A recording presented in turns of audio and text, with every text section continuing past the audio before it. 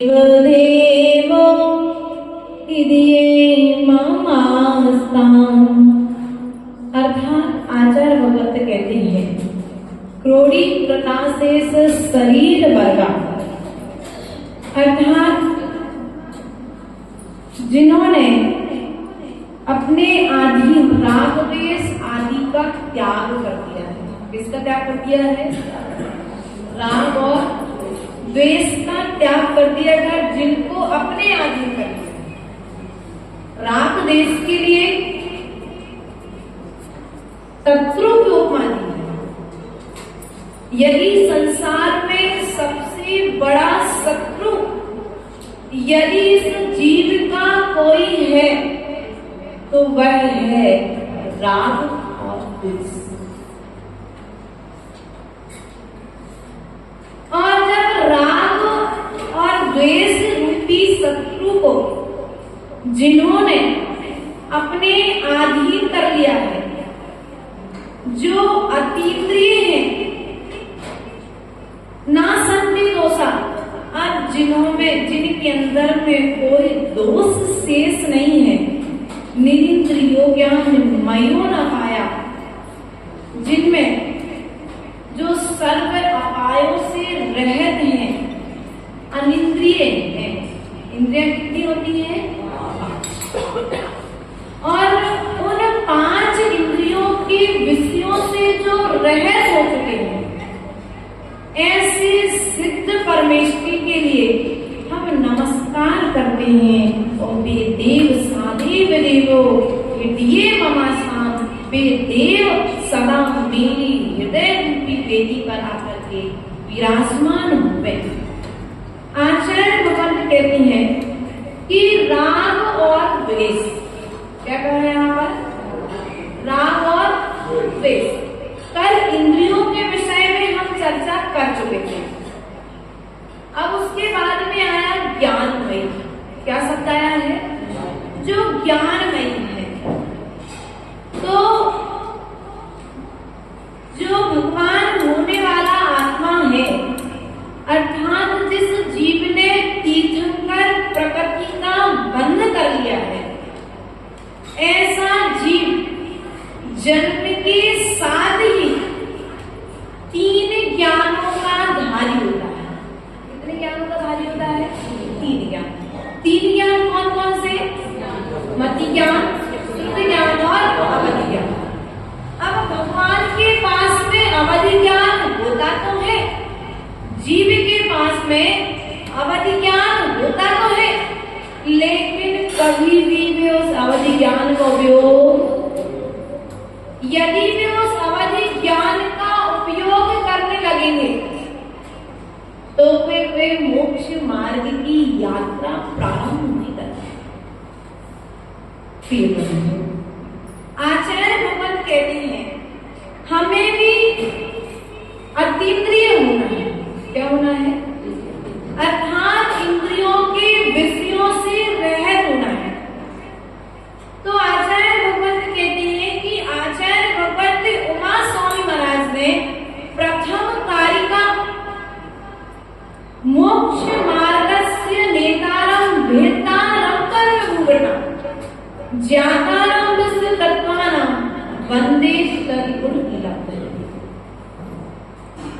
अब वहां पर जो मोक्ष मार्ग के नेता है, कर्म रूपी पर्वतों का भेदन करने वाले हैं, हित और मित्र प्रिय वचन बोलने वाले हैं, सर्वज्ञ हैं, हितोपदेशी हैं, ऐसे भगवान के लिए नमस्कार किया। उसी में प्रथम सूत्र के माध्यम से आचार्य भगवत ने कहा सम्यक दर्शन ज्ञान चारित्राणि मोक्ष मार्ग। आचार्य भगवत कहते हैं अतीन्द्रिय होना है, इंद्रियों से रहित आपको होना है। तो जब इंद्रियों से रहित आपको होना है तो पहले नंबर क्या होना है, उसका विषय आपको तैयार रखना पड़ेगा। आपको वस्त्र बदलने, प्रातःकालीन बेला में उठे, स्नान करने के पूर्व में आपने वस्त्रों का सिलेक्शन कर लिया, कि स्नान करके जब हम आएंगे तो कौन से वस्त्रों को ग्रहण करेंगे, है ना। उसी प्रकार से आचार्य भगवान कहते हैं जब आपको विभाव परिणति का त्याग करना है, स्वभाव को जागृत करना है, तो स्वभाव की यात्रा ज्ञान दर्शन और चारित्र से प्रारंभ होगी। अर्थात सम्यक ज्ञान, सम्यक दर्शन और सम्यक चारित्र। सम्यक दर्शन से मात्र कल्याण हो जाएगा, बोलो तो। सम्यक ज्ञान से, सम्यक चारित्र मात्र से, दर्शन नहीं है और ज्ञान भी नहीं है आपके पास, तो मात्र सम्यक चारित्र से कल्याण हो जाएगा। हो ही नहीं सकता। यदि दर्शन नहीं होगा, ज्ञान नहीं होगा, तो चारित्र भी संभव नहीं है। अर्थात उदाहरण दिया था पूर्व के प्रवचन के माध्यम से, सम्यक दर्शन मंदिर की नींव की तरह है। किसकी तरह है? मंदिर की नींव भरी थी वेदी बनाते समय, उस नींव की तरह सम्यक दर्शन है। और वेदी की तरह बाहर में दिखने वाला सम्यक ज्ञान है और कलशारोहण सम्यक चारित्र की तरह। अब हम नींव नहीं भरे और वेदी बना ले तो कितने दिन तक टिकेगी? जैसे नीचे में पानी जाएगा ऊपर वेदी टिकट जाएगी। और यदि हम सोचे मात्र ज्ञान अकेले से कल्याण हो जाएगा, तो ज्ञान से अकेले कल्याण होने वाला। अच्छा ठीक है, एक से कल्याण नहीं होगा तो दो की जोड़ी बना लो। सम्यक दर्शन और सम्यक ज्ञान से कल्याण हो जाएगा क्या? बात समझ में आ रही है? सम्यक दर्शन और ज्ञान मात्र से कल्याण होगा क्या? सम्यक दर्शन और सम्यक चारित्र मात्र से कल्याण होगा क्या? सम्यक चारित्र और सम्यक ज्ञान मात्र से कल्याण होगा क्या? हाँ, सम्यक चारित्र और सम्यक दर्शन मात्र से कल्याण होगा क्या? नहीं होगा। अर्थात आचार्य भगवान कहते हैं जिस प्रकार से अमृत धारा बनाने के लिए, अमृत धारा बनाई, आहार देते हो, हर साल चातुर्मास कराते हो, तो अमृत धारा बनाई होगी। और अमृत धारा की विधि है अजवाइन का शक, पेपरमिंट और कपूर। कौन कौन सी तीन चीजें? अजवाइन का शक, पेपरमिंट और कपूर। मात्र यदि हम विचार कर लें कि सम्यक दर्शन और सम्यक ज्ञान मात्र से कल्याण होगा, तो आचार्य भगवान कहते हैं कपूर और पेपरमिंट मात्र से अमृत धारा नहीं बनेगी। बनेगी क्या? अमृत धारा बनाने के लिए तीनों चीजें बराबर मात्रा में चाहिए। जब तीनों चीजें बराबर मात्रा में रहेंगी तब कहीं जाकर के वह अमृत धारा बनेगी। उसी प्रकार से आचार्य भगवान कहते हैं कि सम्यक दर्शन और सम्यक ज्ञान और सम्यक चारित्र के पालन करने से तुम्हारे अतीन्द्रिय होने की यात्रा प्रारंभ होगी। क्या होना है आपको? होना क्या है? होना तो अतीन्द्रिय है, लेकिन इंद्रियों के विषयों में हम लगे हुए हैं। तो एक एक विषय का एक एक दिन त्याग करके देखो,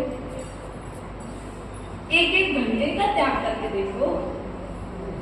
एक एक घंटे का त्याग तो हो सकता है। आचार्य भगवान कहते हैं कि भगवान महावीर स्वामी जब तक नहीं बोले जब तक उनको केवल ज्ञान नहीं। जब उनको केवल ज्ञान हो गया उसके पश्चात ही उनका मौन खुला।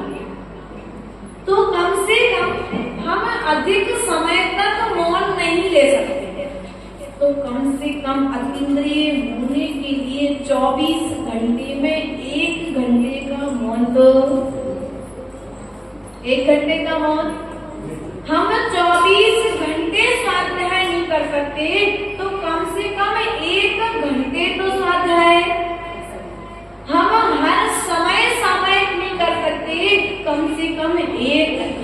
तो सामयिक।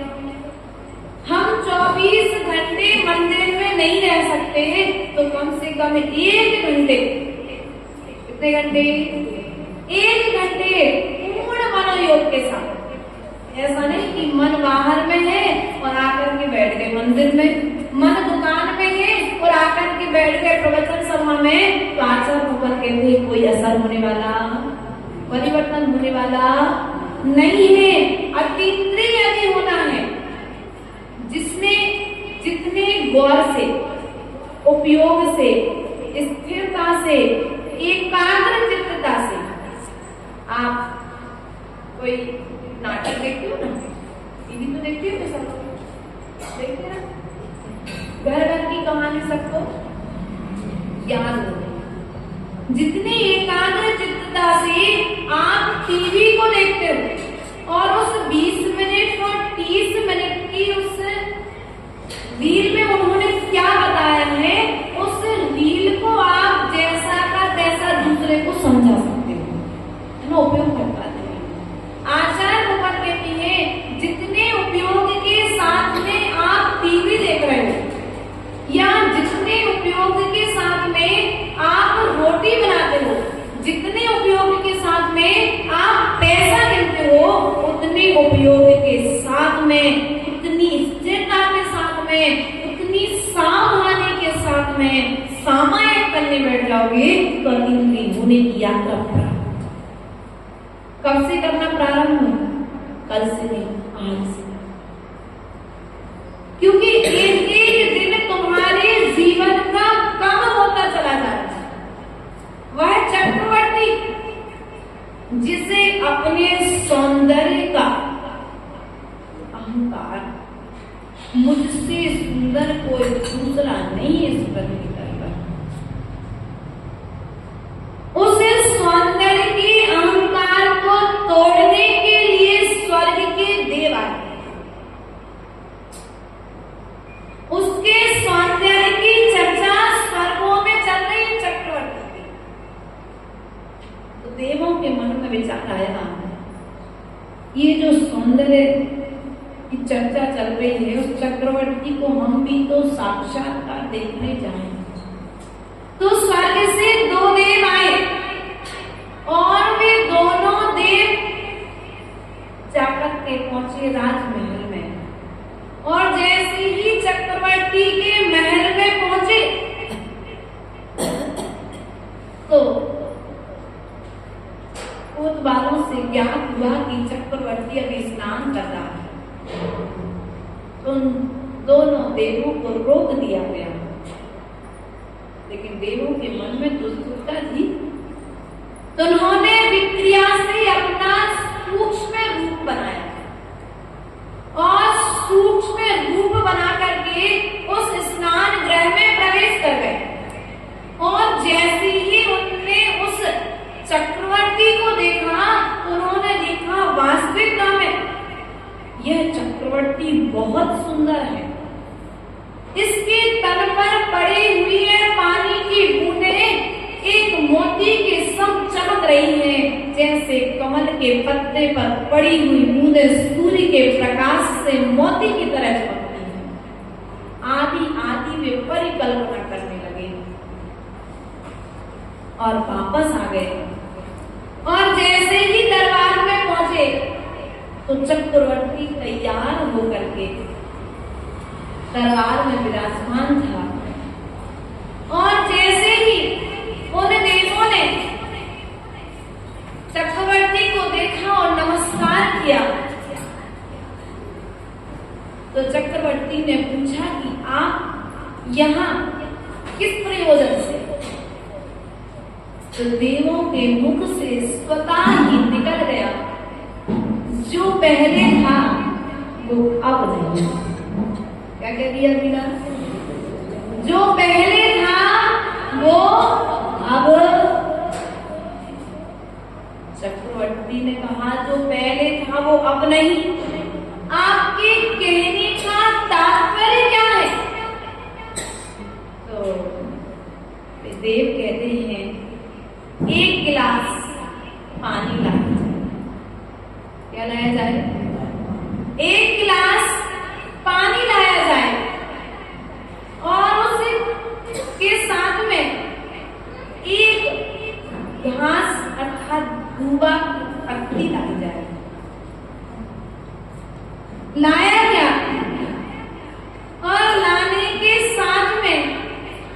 देव ने उस दूबा को उस पानी में डाला।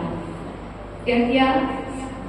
उस दूबा के लिए पानी में डाला और पानी में डालने के बाद बाहर निकाला और पूरे सभा में बैठे सभासदों से पूछा कि बताओ इस ग्लास में कितना पानी है? सबने कहा जितना था उतना ही पानी है। कुछ कम होता हुआ समझ में आया क्या? किसी को कुछ समझ में नहीं। तुम देवों ने पूछा क्या वास्तविकता में जितना पानी पहले था उतना ही पानी अभी है? नहीं। दूबा के साथ में हमें पानी कम हुआ दिखाई नहीं दे रहा है, लेकिन पानी तो कम। उसी प्रकार से जिस प्रकार से दूबा के साथ में पानी ग्लास से बाहर चला गया और हमें बाहर में कोई उस ग्लास के अंदर में कोई अंतर समझ में नहीं आया है, उसी प्रकार से हमारी पर्याय भी प्रतिपल इसी प्रकार से धीरे धीरे क्षय हो रही है। चक्रवर्ती को बहरा क्या? चक्रवर्ती को वैराग उत्पन्न हो गया। हमारी स्थिति वही है। अब हम जब वहीं के वहीं खड़े रहेंगे तो हमारी अतीन्द्रिय होने की यात्रा प्रारंभ कैसे? हम जो बनना चाहते हैं, भैया दोनों के मन में विचार आया कि आज आम खाना है और अभी ताजे ताजे आम आ रहे हैं पेड़ों में और आम खाना है, तो दोनों भैया आपको पेड़ तक जाना पड़ेगा। आपके पास कोई दूसरा इष्ट मित्र भी नहीं है, आपके पास गाड़ी भी नहीं है, आपके पास साइकिल भी नहीं है कि आप दूसरे से कह के बुलवा दो।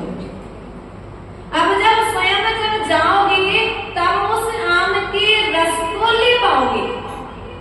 उसी प्रकार से हमें यदि मोक्ष मार्ग की यात्रा, अनिंद्रिय होने की यात्रा प्रारंभ करनी है तो क्या करनी है? उपयोग। क्या कहा? अनिंद्रिय होने की यात्रा प्रारंभ करनी है तो अभ्यास आज से प्रारंभ करना पड़ेगा। अष्टमी चतुर्दशी के दिन मुनिराज उपास करते हैं, कई साधक नीरस करते हैं, कई साधक रसी करते हैं, तो कम से कम हम गृहस्थ में होते हुए कम से कम महीने में 4 दिन तो श्रावक के 6 कर्तव्यों का पालन कर सकते कि नहीं कर सकते? बोलो तो। क्योंकि हम जिसकी सेवा करेंगे हम उसके जैसे बनेंगे, हम जिनके चरणों में रहेंगे हम उनके जैसा आचरण प्राप्त करेंगे। इसलिए जो निर्ग्रंथों ने इस जिनवाणी माँ के अंदर में लिख करके रखा है। देखो भैया, आज तो आपके पास प्रिंट प्रेस है, आप कहेंगे हम आपसे, आप हमें 2 घंटे में शास्त्र फोटो कॉपी करा के ला दोगे, है ना? कौन भैया? भैया कहेंगे कि आपसे कि हमें शास्त्र चाहिए, कि जिनवाणी चाहिए है और दूसरी कॉपी नहीं है, तो आप तत्काल हमें इसकी फोटो कॉपी करा के दूसरी ला दो। लेकिन आज से 2000 साल पहले आचार्य भगवत कुंद स्वामी को हम सभी पंचम कालीन जीवों की चिंता हुई और हमारी चिंता जब उन्हें हुई तो उन्होंने क्या किया? उस पेड़ों की स्याही को गोल गोल करके रहे हुए सुश्रावक उनमें स्याही गोल गोल करके दी और उन्होंने उस कलम से, लकड़ी कोई कलम बनाते थे, उस लकड़ी से एक एक शब्द को लिखा है। और हमारे पास समय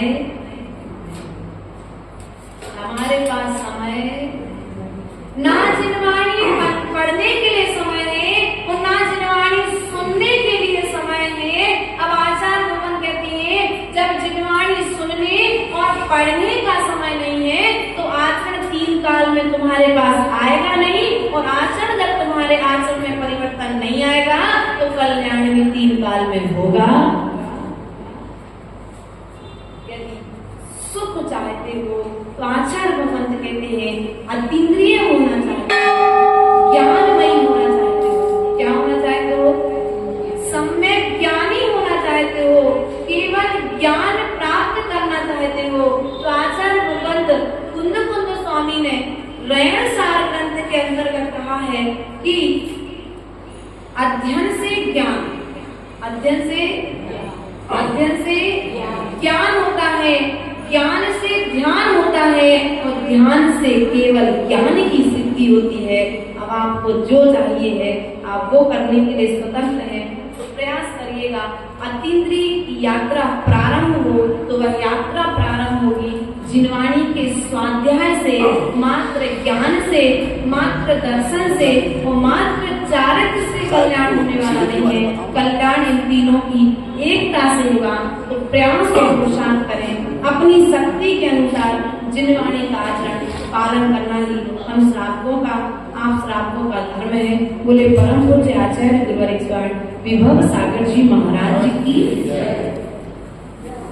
जिनवाणी के ज्ञान दे तुझे उतारो, सोवाणी मस्तक नो सदा देते मुदो। हे जिनवाणी भारती लोग मोदित दे, जो तेरो शरणा दे सो पावे सुख चैन।